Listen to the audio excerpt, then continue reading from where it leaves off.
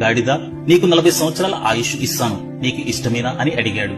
గాడిద విచారంగా, స్వామి, నేనెప్పుడూ బరువులు మోస్తూ శ్రమతో జీవిస్తాను, నాకు 40 ఏళ్లు అవసరం లేదు, 20 ఏళ్లు చాలు అని చెప్పింది.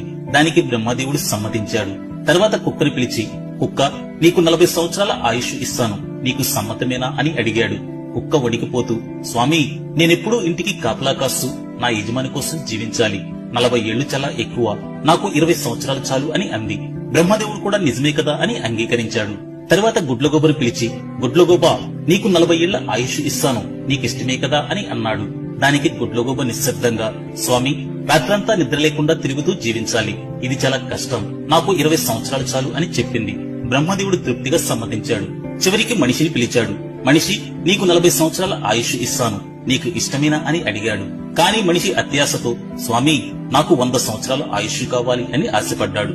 బ్రహ్మదేవుడు చిరునవ్వుతో, సరే, గాడిదకు, కుక్కకు, గుడ్లగోబకు మిగిలిన ఆ 60 సంవత్సరాలు నీకే ఇస్తాను, అంటే మొత్తంగా 100 సంవత్సరాలు జీవించు అని అన్నాడు.